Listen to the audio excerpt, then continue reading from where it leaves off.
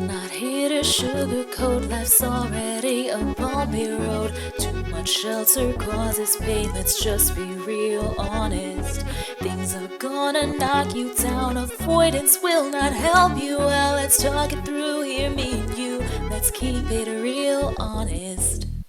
Had to bring back the spicy intro today because I am in a mood. Okay, welcome to Real Honest, the podcast where I share candid thoughts and feelings about life, love, and relationships, God and church, adulting, the workplace, and everything in between. I am your host, Samantha Labatt, and you may not always like me, but I will always be honest with you. I release new episodes every Wednesday. It's 6 a.m. Central, give or take, because I was going to switch to bi-weekly and then I missed 2 weeks in a row, so that's why I didn't fully announce that I was doing that. But if you're new here, welcome.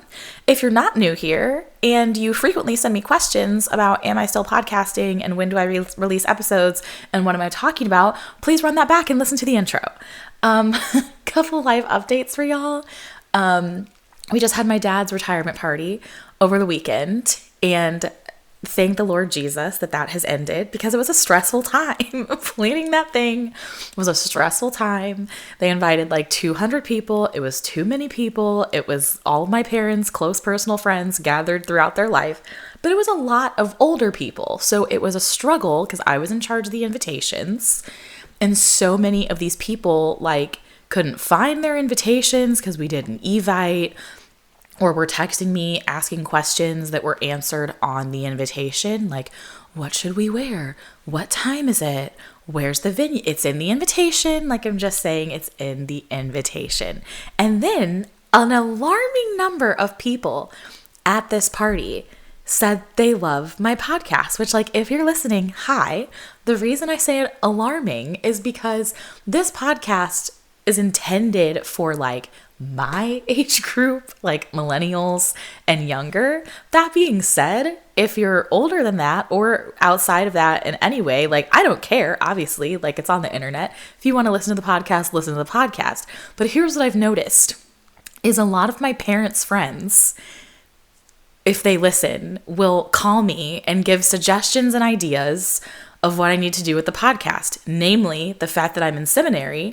I've had 4 or 5 people reach out to me to say they can't wait until the podcast turns into me sharing the truth and getting people to Jesus, which like that is not the purpose of me being in seminary, and that is also not the purpose of the podcast.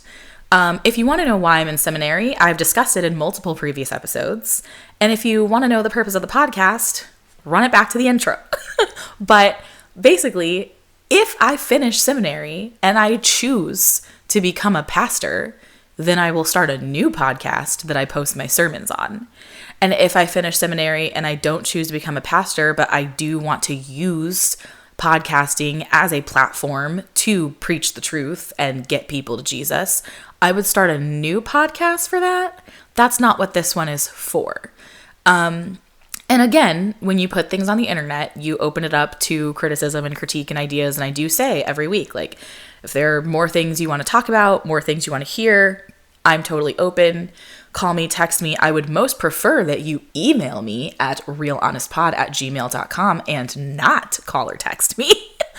But I do want to caveat, if you're giving me ideas, I want ideas from like regular listeners who know what the podcast is for and what I'm doing on like a greater scale. If you have listened to 1 or 2 episodes, don't call and give me feedback because you don't have a greater picture of like what I'm trying to do here.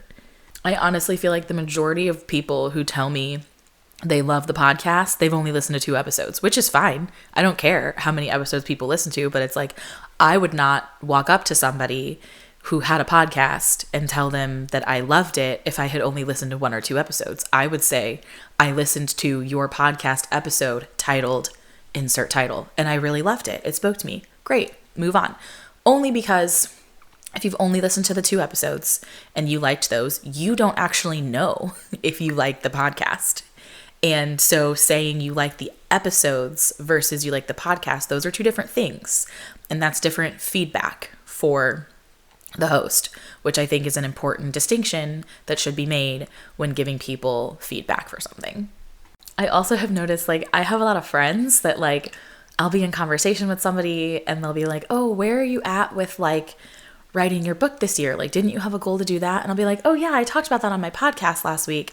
And they'll be like, oh my gosh, I'm sorry, I'm behind. Like, I haven't listened to it. And I'm just like, you guys, I'm not mandating that all my friends listen to my podcast. Like, if you are talking to me in everyday conversation and I reference having mentioned something on my podcast, I'm not saying that to chastise you as my friend. I'm not saying like, oh, how dare you not listen to my podcast? If you did, you wouldn't have asked me that question because you would already have the answer. Like, that's not what I'm literally just referencing. I'm recalling a memory of like, oh yeah, I just recorded my podcast the other day and I referenced where I was in my process of writing and now I'm repeating it to you. Like, that's all that it is.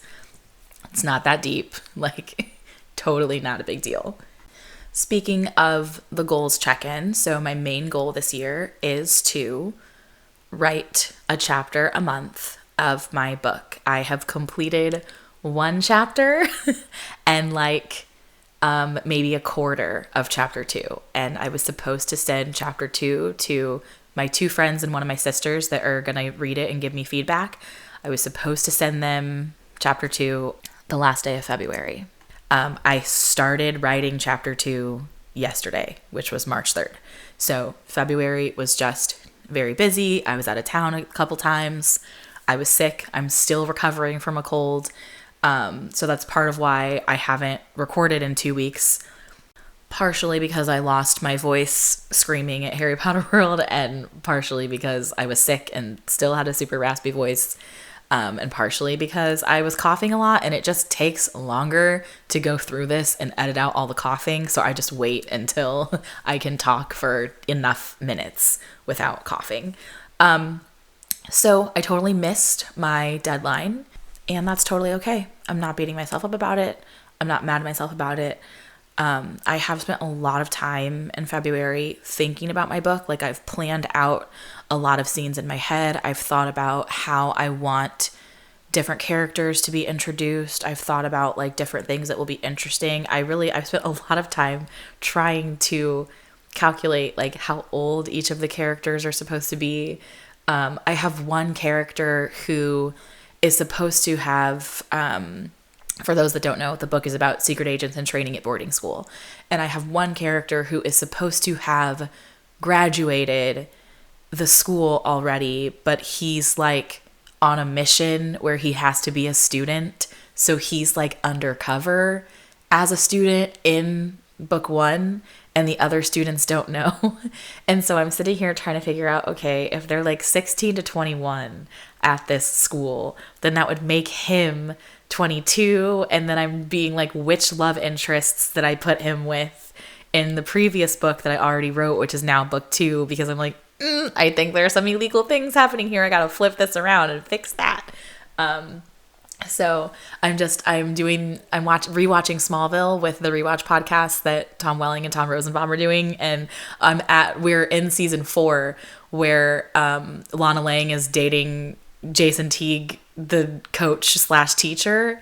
And it's on their podcast. They keep talking about how gross it is. And I'm like, this show premiered in like 2005, or like that wasn't taboo yet. It was like okay to flirt with your teacher. And it's funny because the way that Smallville got around it was that like the character is 18 in the storyline. So it's like she's 18 and I think he's supposed to be 21 because he's still in college.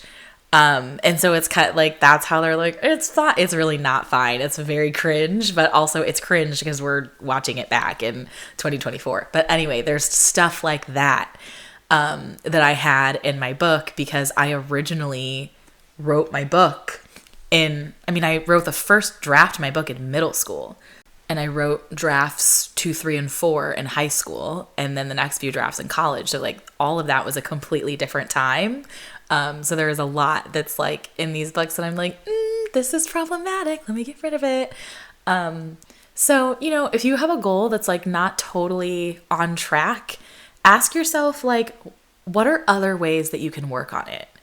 I was just talking to my e-group about this on Saturday where like, what has helped me has actually been to set more broad goals and not necessarily super specific goals, which I know that if you're a person that uses the SMART goal structure of like it has to be specific and measurable and actionable, and I am just like, I'm not against that. I do think that's very good and that's very helpful for a lot of things.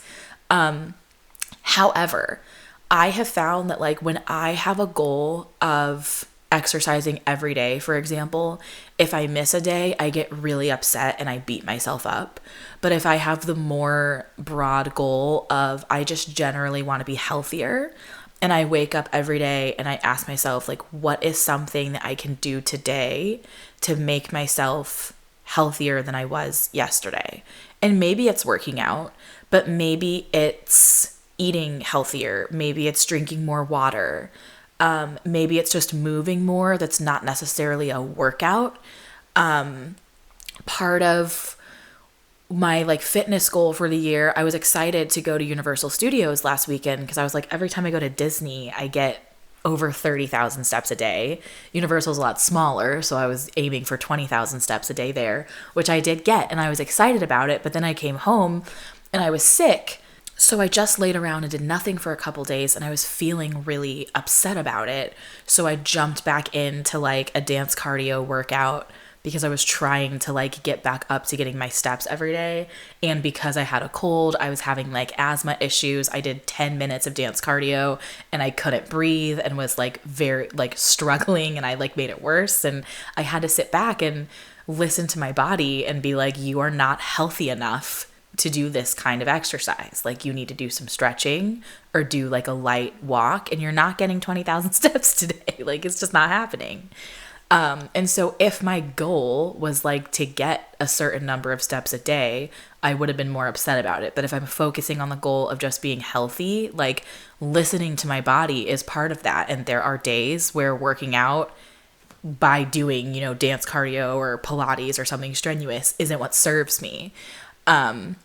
So just like, you know, with the book, originally my goal was to sit down and like physically type words into Scrivener every single day. And then I sat back and I said, you know, if I might spend 5 hours of one day like sitting and like thinking and planning and mapping it out in my head. And then a week might go by where I don't do any work on the book at all. And then I might sit down for an hour and bang out everything that I had thought about a week prior. And so that thinking time counts. Like I don't have to sit down and write every single day. I can sit down and write once a week, and there can be time throughout the week that I'm thinking or planning or strategizing or working on the setting or my character sketches or different things like that. So there are a lot of different things that you can do when it comes to your goal. So don't put your goal in a box, I think is what I'm trying to get at here. Like give yourself some space and some time and some energy and some flexibility to let it shift and grow and change. Speaking of shifting and growing and changing, that's kind of what I'm learning from God right now is just expanding my definition of things, particularly my personal definition and like goals when it comes to leadership.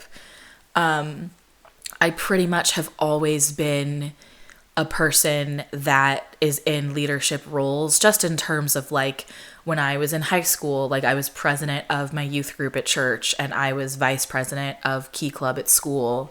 And when I went to college and I joined a sorority, I was on the leadership team. I'm now on the sorority advisory board. I think most of you that are listening to this by now, unless this is your first episode, know that I spend a great deal of time volunteering with my church, and I oversee a lot of small group leaders, and I lead a small group myself.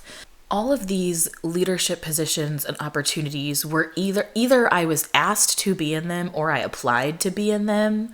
But they were all something that started as like I was part of something, and then my position in that was elevated intentionally by myself or by somebody else. So that's kind of how I view being a leader, is like you apply for it or somebody asks you to do it, but either way there's an understanding that like you are now shifting into leading people like consciously and by choice. And what I think God is teaching me right now is there's a lot of leadership opportunities that don't look like that. Whereas, for example, at my part-time job, I am a community manager, and all I do is moderate conversation in a Discord server. And that's really not time consuming. It's really not hard. I definitely don't see it as a leadership role at all. But I do have a lot of ideas about how the company that owns the server could better utilize it and make some changes. And I haven't really brought the ideas to them because it's out of scope of what I've been asked to do. Like I'm a big proponent of like getting paid for the work that you do. And because I have fallen into the trap in most of my previous jobs where they just give me more work and don't give me more money, cough, cough, cinema blend. But I now am like looking at my job descriptions and I am like, here is what I've been asked to do. And here is what I'm doing. And if I've been asked to do something that is not in my job description, me and my boss are going to look at my job description and we're going to rewrite it. And if some more pay needs to be associated with it, that's going to be negotiated. So I partially have not done it because I'm like, it's out of scope.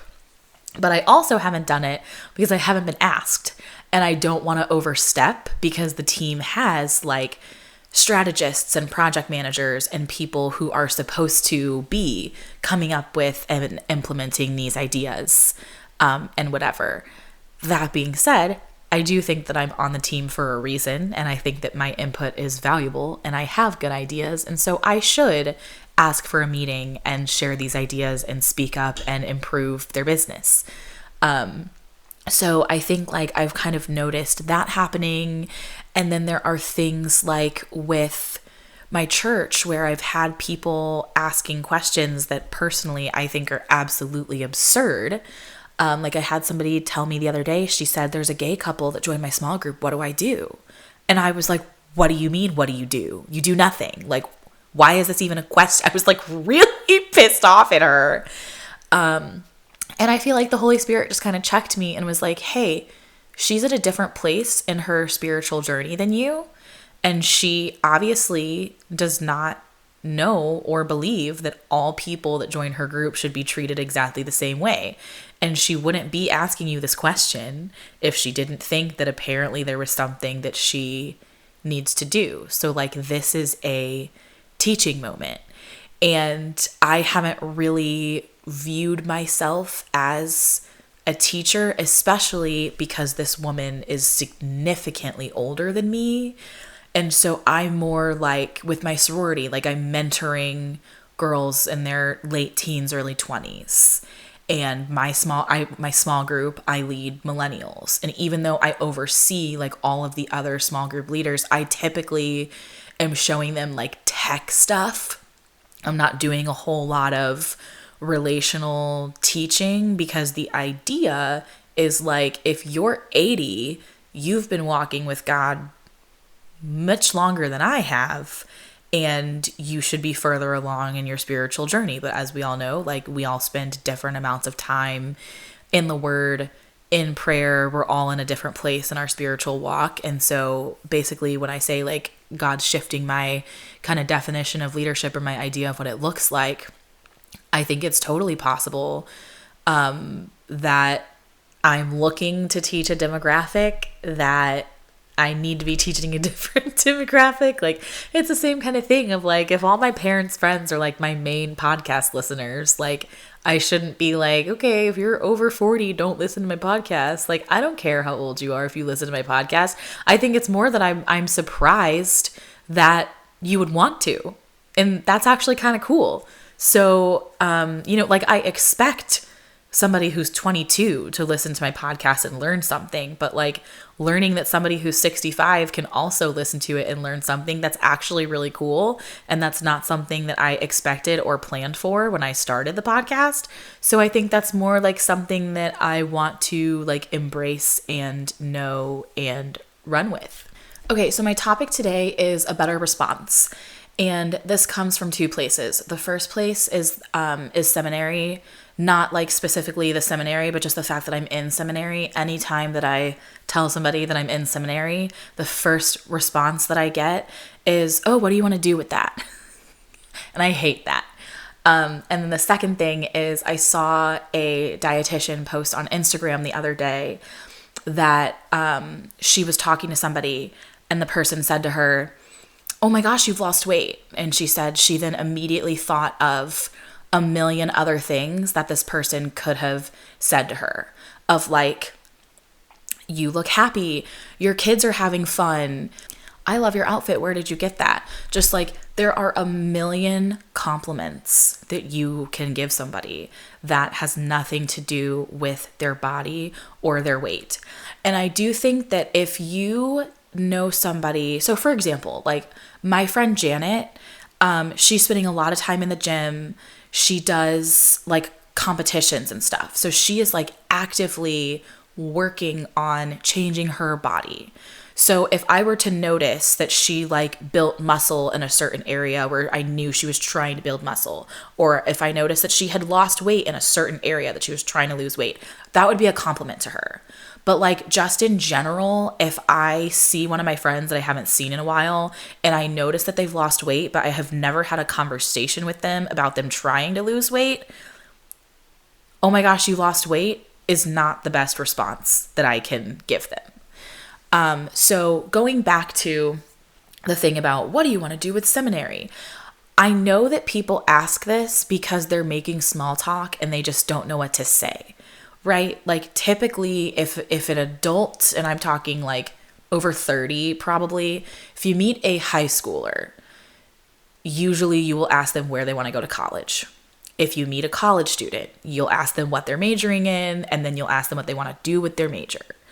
And so like I'm in graduate school, and so people are like, "Oh, you're in seminary, so we know that means you're studying Jesus and the Bible. What do you want to do with it?" And a lot of us don't know, but also for me, it's like asked and answered 8 million times, and no, I don't want to be a pastor, and I'm tired of explaining that to people. So what is a better response? A better response is something that would help you get to know the person. So like if I meet a high school student, I'm not going to ask them where they want to go to college. I'm going to ask them, what are your favorite subjects in school right now? And then if they, they'll list off a couple subjects, and I'll be like, why is that your favorite? And I'll ask them more probing questions of like, is it the material that you really like? Do you find Spanish interesting? Or like, is your best friend in that class? Do you really like the teacher? And then, if your best friend's in that class, now you can ask about their best friend. And through that conversation, you're going to learn what this high schooler values in a human.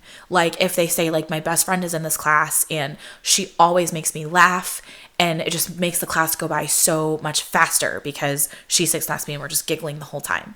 And you're like, okay, so you love to laugh. Like what kind of things do you find funny? Like, does your best friend, does she tell jokes? Or is it she the kind of person that like, she just really gets you? And so you guys can kind of just like look at each other and know that you're thinking the same thing. And that just makes you crack up, because me and my best friend are like that. And I love that. Now we're having like a real conversation and getting to know each other. Whereas if I say, where do you want to go to college? And you say Missouri State. And I'm like, oh, okay, what do you want to study? And you say journalism. I'm like, good for you. Journalism's a good career, and then like, that's the end of the conversation. I did not get to know you. You did not get to know me. So, if you're meeting me or anyone else in graduate school and I tell you I'm in seminary, instead of saying, what do you want to do with that? Ask me what I'm learning. Ask me, what courses am I currently enrolled in? Do I like them? Do I dislike them? What do I like about them? What do I dislike about them? What am I learning? What is something that I would want to share with somebody that I'm gaining right now? Because you know what? I don't know that I'm going to stick with seminary, really and truly. I don't know that I'm going to finish the degree. And so when people are like, what do you want to do with seminary? I'm like, I don't know. Like I might just be in it for one semester, take these 2 classes, and then that's all that I needed to get from it, and then be out. And that's okay. But it's just like, you don't give me room to say that if you assume that I'm here to get a degree, to get a job, because that's not all that school is for. School, to me, is for learning. It's for learning and growing. Like, I look at undergrad less as a requirement to get a job and more as learning how to manage your time. For a lot of people, undergrad is where they learn to be on their own for the first time, like managing money without their parents, living, you're deciding if you're going to go to class or if you're going to sleep, like, which, I mean, that's what I'm doing as an adult too, but it's just one of those things where the small talk just doesn't get to the root and it doesn't help you meet the person. So, like, going back to the example of like, oh my gosh, you lost weight, you look great, like, that's meant to be a compliment. But a better response is something that shows that you were listening and you know the person. So, like, my friend Sarah right now, she's reading a book that's called like The Murder Club or something. And I saw on Goodreads that she was reading this book. So I texted her and I was like, hey, how's the Murder Club book? And so she's been telling me she's really enjoying this book. So, like, every few days I check in with her to be like, has anyone else gotten murdered? Or like, is the Murder Club committing the murders? Or is the Murder Club investigating the murders? And I'm just like asking her questions because I know that she loves to read. And so a better response of mine when I talk to her is always to lead with books because I know that she loves books and she's going to have a lot to say. Where it's like, if somebody walks up to you, like, yeah, you can mention something like outward about their appearance. Like, if somebody recently colored their hair, that's a conscious decision that they made, that maybe they're excited about it and maybe it didn't go well. But either way, it's like, okay, you can comment on that because it is a difference when you last saw them. But I still think a better response is like, what did this person say when you last saw them that you can follow up on? Prove to your friends that you know them and that you care about them and that you find them interesting. At my dad's retirement party the other night, like, it literally was 3 hours of like people getting really excited to see me and walking up and giving me a hug and being like, oh my gosh, it's so good to see you. Like, I haven't seen you since 20 whatever, you were yay high. And I'd be like, oh, great to see you. And I'd hug them and they walk away and I'm like, I have no idea who that was. And it's just like, I know that this is just what old people do, and it's like, whatever, you just smile and breathe through it and move on. Like, you're not going to see these people probably ever again in life. But at the same time, like, if you are that older person that you're at a family reunion or whatever, and you're seeing like somebody as an adult that you knew as a child that you don't know now, telling them what you remember of them as a child isn't going to forge a connection. Like, a better response is, what are you doing now? Like, I haven't seen you in 20 years. I don't even know you. Like, what do you like? What do you love? Where do you live? Where do you work? Do you like your job? Like, really, those are questions that's going to help you get to know someone, as opposed to like, I remember when you were 6 and you were singing in the choir. Okay, and? Yep, I sang in the church choir when I was 6. Like, it's just awkward small talk where we just end up standing there and awkwardly smiling at each other. And that's when I'm going to immediately make an excuse to be like, gotta go relieve my sister from the door. The hors d'oeuvres are passing by. Let me grab a snack, because it's so uncomfortable, because it's just like, where do we go from here? Like, you're not giving the conversation any space. Really, it's just active listening, which I will say my sister Lauren is phenomenal at. Like, I honestly do not know if she like is truly as interested in every person that she talks to as she seems, but even if she's not, she is excellent at asking people intentional questions and getting them to keep talking, where at the end of the conversation you always feel like she really cared about you and like she really listened. And I feel like a lot of times we're not trying to have intentional conversation with each other. We're just like, you're here, I'm here, like, let's just make some small talk, like, nice weather we're having today. And in my personal opinion, if you're gonna make random small talk like that, you may as well not speak to me. Like, if we're in the elevator and there's an awkward ride up a few floors, we can do it in silence, or we can talk about the weather or the color of the tile, and it's the exact same thing as just doing it in silence. So it's like, why don't we just do that? So I just urge everyone to think, if you're in a situation like any of these, like if you're in a situation where you find yourself just like making random small talk or going to the default thing that everybody says, pause and ask yourself, what is a better response that I can give right now? What is a more meaningful response? What can I say that's going to show this person that I really know about them and care for them and care about getting to know them, versus I'm just trying to pass the time while we're here and then check out. The other question I was asked way too many times at this retirement party was if I'm dating and if I'm looking to date and when one of my sisters or I is getting married. And I'm just like, please leave me alone. I hate that question more than anything in the world. It's the same kind of thing where, like, if two people get married and then you start asking them when they're going to have a kid, don't ask them that. Maybe they are trying and they can't, and you asking them is triggering. Maybe they don't want a kid, and that's totally fine. And again, it's like, that's just a natural question that you ask married people, is how was your honeymoon and when are you having kids? Just like whenever somebody says we're engaged and you say, oh, when's the wedding?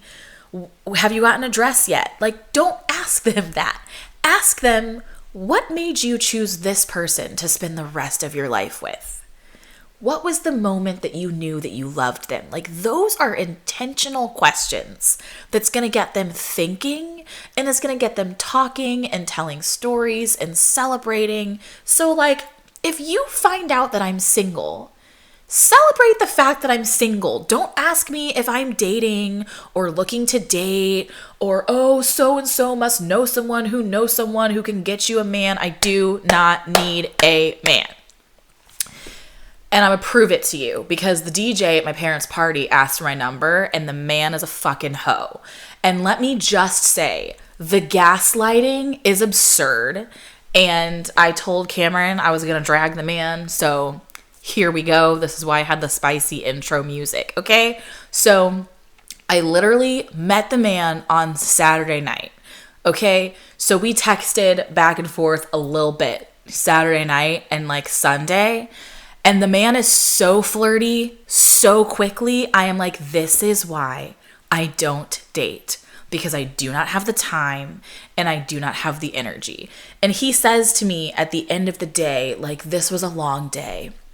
I need a rub down. So of course I'm like, is this you asking me to do the rubbing? Seriously? And he says, well, is that a skill that you have?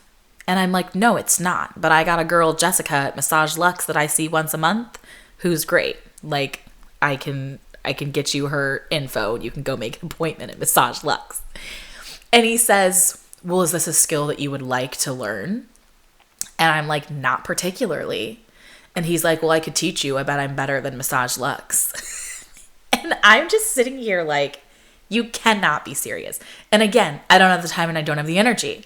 So I just say to him, bro, if you're just trying to fuck me, just say that so we can get past this. And he's like, whoa, that took a turn. And I'm like, did it? And he's like, that's not where my head was at, was all. Like, I'm just speaking a need. Like, I just need a massage. And I'm like, okay, but the fact that you're specifically trying to get me to give it to you when I met you yesterday, red flag, bro, red flag. And he's like, I feel like you're projecting some trauma here or something. And I'm like, I've definitely had a lot of trauma. Absolutely. I've been in therapy for 8 years. I think everyone should go to therapy. But like I've had this exact conversation with multiple men in the last 20 years, which is why I stopped dating, because I do not have the time for y'all. Like, this is just bullshit. And he's like, I wasn't talking about sex at all. I was just talking about getting a massage. And I was like, and you think that asking a stranger to give you a massage is not sexual in nature when you can just like go to Massage Lux, Massage Envy, Spa Chi. I'm confused here. And so now I'm like, this man is literally sitting here trying to gaslight me, telling me that he wasn't thinking about sex at all. It wasn't physical. Just goes into telling me how, no offense, but I don't need help in that area. I'm doing great. And I'm sitting here like, if you weren't trying to fuck me, you wouldn't be so bruised that you would need to tell me that you don't need help in that area. Which, like, I just don't have the time or the energy to deal with this nonsense. And I literally am like, look, for a hot second, he had me. Because I was sending screenshots to my friends of like, did I make an inappropriate jump here? Am I seeing a link where there's no link? Was he not being flirty? Was he not trying to make this sexual? And I'm like taking a poll on my Instagram stories, and everybody else is like, look, if a straight man tells me I need a rub down and I'm the woman receiving this text, I receive that as him asking for a handy. And I'm like, all right, me too. So I'm not crazy. And the other thing, look, I even woke up today and he's like, I just really still feel like you're projecting. And I was like, look, we don't need to talk it to death. Like, I'm gonna trust you till you give me a reason not to. So if you tell me that you ain't mean nothing by it, all right, I trust you. You ain't mean nothing by it. But I need you to understand that, like, you're not the first man to say these words to me, and I'm sure you're not the last. And 100% of the time, before yesterday, if a man said to me, I need a rub down, he was referring to a hand job or a massage in a sexual nature because he wanted to fuck me. So maybe you're the first one who said that sentence and didn't mean it. Good for you. But I'm just like, you gotta understand that, like, you have known me for a day. And that's not the conversation that I'm trying to have at this point. Like, I literally, men are disgusting. They are disgusting. And to all of you that are married to men, power to you. Praise be. I hope that man is the love of your life, and I hope he treats you well. Some of us are single because men are disgusting. And we cannot be bothered. And they don't know how to hold conversations. And they don't know how to be kind. And they don't know how to be respectful. And their egos get bruised at the drop of a hat. And like, I don't need you going off on me about how you don't need me and you can get sex whenever you want it. Great. What you talking to me for then? Because if you were talking to me to get to know me because you want to be friends and you think I'm interesting and you want me in your life, you would have pivoted there instead of doubled down on, well, what did I say that made you think I wanted to fuck you? What you talking about? Like, why you mad, bro? Why you mad? You mad because you tried it. I called you out. You failed. Move on. Leave me alone. Like, this is why I live alone in my house and I am not on dating apps and I don't date, because the men, I can't. The fucking men. Like, get thee away from me, Satan. As Taylor Swift says, trash takes itself out every single time. And it truly does. Because also the fact that, like, prior to the conversation getting to this point, it's like he didn't really have a whole lot to say. I was giving him a whole lot to ask about. Of like, I'm in school, I volunteer with my church, I volunteer with my sorority. Doesn't ask any questions about any of these things. Just says like I'm a workaholic and I like bowling. Like, okay. So I ask more questions about like, what do you do? How did you get into bowling? Like, just isn't a good conversationalist, which like lots of men suck at texting. Like, if you say something to them longer than a sentence, it's like their brains short out and they can't handle it. But it's like, as soon as I say, bro, if you're just trying to fuck me, just tell me so we can like, let me save us both some time here. Like, now suddenly he got a lot to say. He got a lot to say very quickly. He got a lot of time and he got a lot to say. And I'm just like, smells like trash. My movie rec of the week is Code 8 and Code 8 Part 2 on Netflix. These aren't the greatest movies ever, but y'all know I love Robbie Amell and Stephen Amell. I think they're adorable. The actor cousins, I think they're so cute, and like these are their movies that they keep promoting and really want everyone to watch. So basically they're set in a future where some people are like born with different powers, and essentially the police are like racist against people with powers. And there's just like a lot of discrimination going on about how you get work if you have powers and you're not registered, and all this stuff. So it actually, there is like an interesting social commentary going on.